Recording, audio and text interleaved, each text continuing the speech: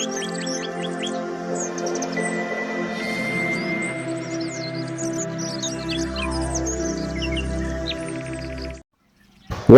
to YouTube channel, dito sa aking Mushroom Kaamag TV. For today's video mga kaamag, ito na nga po, dumating na nga po yung second award natin sa DOST. At nag-request po tayo ng flavoring machine para po mas madali po ang ating pag-flavor ng ating mushroom chips. Ayan. Binababa na nga po nila yung pina-repair po natin na de-oiler machine. Yan po yung unang award natin sa DOST.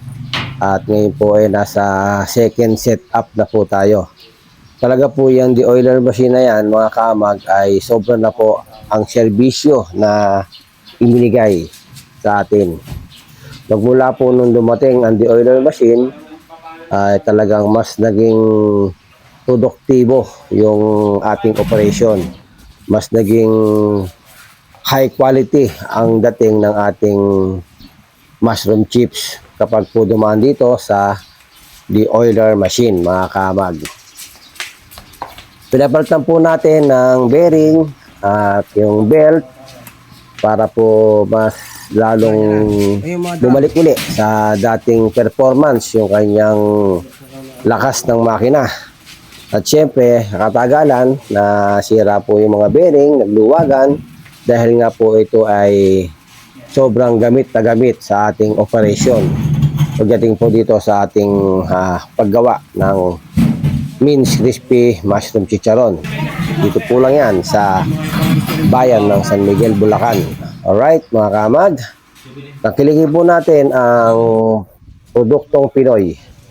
Lalo na po yung mga masustansyang pagkain. At susunod po nila ibababa, mga kamag, yung po, ito na nga po yung ating pinaka-main project, yung second setup natin.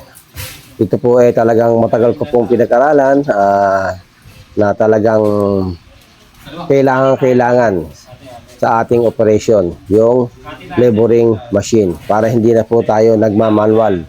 Ito po ay talagang pag dumaan po dito yung ating mushroom chips ay talaga pong uniform yung kanyang pag-flavor at wala po siyang maiiwanan. Dito naman po ay talagang na-testing po namin.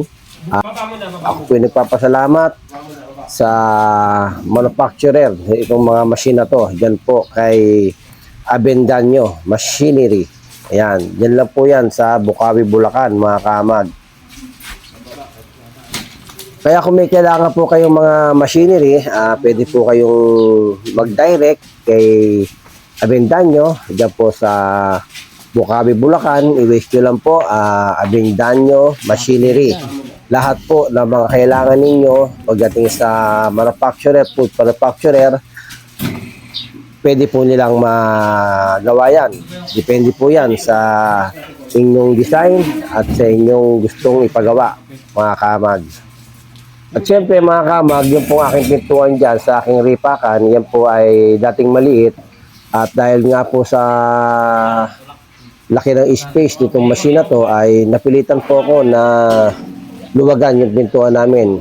Yan po ay dati na napakakipot at ngayon po ay talagang pinaluwagan po namin yan para po may pasok namin yung makina na ito.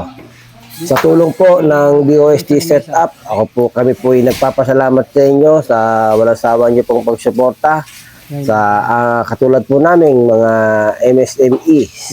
Talaga po ang local government ay laging nakaalalay sa mga bago pa lamang na nagsisimulang magnegosyo. DOST po ay talagang tumutulong sa mga MSME. At ayan nga po, meron po tayong konting pagbabago dito sa ating de-oiler machine. Ayun, nilagyan po nila ng safety. Ayan, safety lock. Dahil nga po yan, pagka po yun umikot ay sobrang bilis yan. Ayan. Yun, kailangan po make sure na matanggal po natin yung lock na yan bago po siya natin paikutin. Bago po natin siya gamitin dahil pag hindi po natanggal yung lock na yon, sigurado meron po siyang sisirain. Ayan.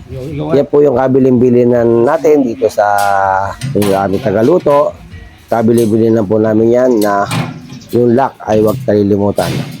Napakalaki po ng pinagbago ng de-oiler machine na to dahil nga po napalitan po yung mga kanyang parts, mga bearing, mga belt, at yung ibang mga dapat na ihulma dyan sa machine na yan. Ayan. Kita nyo mga kaamag, sobrang bilis ng ikot niya. Sobrang bilis. Nakakatroma. Wala po katinag-tinag. Dati po, yung kung hindi pa po yan na-repair, yan po ay maingay, kumakalampag yan. Ngayon po, talagang napakaganda ng kanyang ikot ngayon. Back to brand new, mga kamag. Yan o. Yun o. Talagang napakagaling gumawa nitong machinery Avendaño. Diyan lang po yan sa Bukawi, Bulacan. Ito po ay talagang 100% na may re-recommend ko po sa mga manufacturer. Talagang dito, bagamat bumayad tayo ng talagang sabihin na natin na high price, pero sigurado naman na yung ating machine na gagamitin na nagmula sa Avendaño ay high quality at talagang pangmatagalan, heavy duty. Hindi po ito tinipid sa pyesa, hindi po tinipid sa mga anumang mga gagamitin nila na dapat na i-apply dito sa kanilang ginagawang mga machine ay talagang binigay nila ng tama at para yung kanilang mga kliyente ay masatisfied. Alright? Ito, nire-align ko lang. Ayan. Kasi nagkaganon na siya. Ayun o. Dahil umaalis eh. Kailangan po ang pagkasan yan lahat may mga guide. Ayan, may mga guide. Sundan po natin mga guide na yan. Ayan. Wala po tayong dapat babaguhin dyan, mga kamag, para wala po tayong problema. Ayan.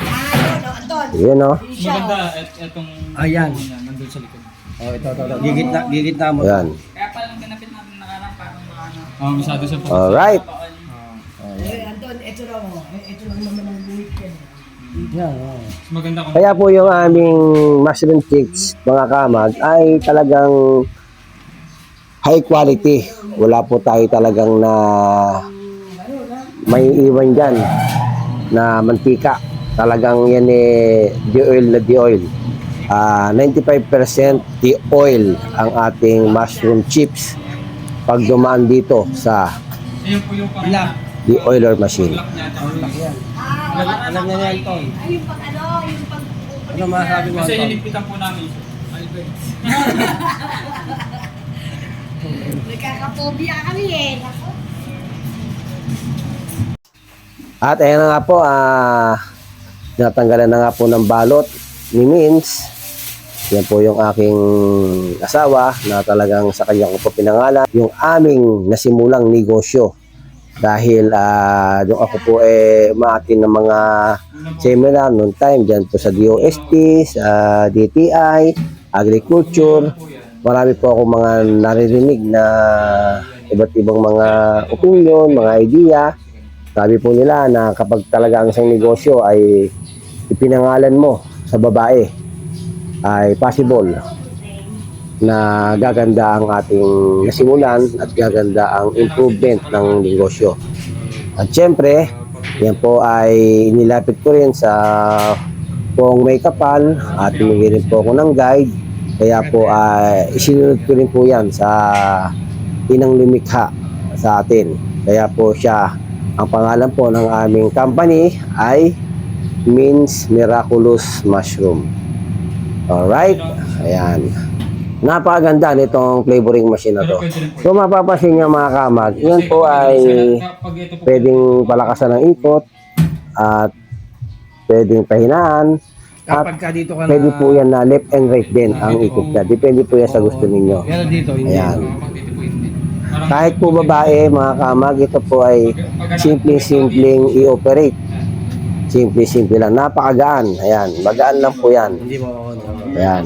At ito po mga kamag, yung ating flavoring machine. Hindi lang po mushroom ang pwede nyong ilagay dyan. Kung kayo po ay may negosyo na dilis, mga crispy tahong, o mga iba't ibang mga chips o kangkong chips, napakarami na pwedeng ipaggamitan dito sa flavoring machine. Alright!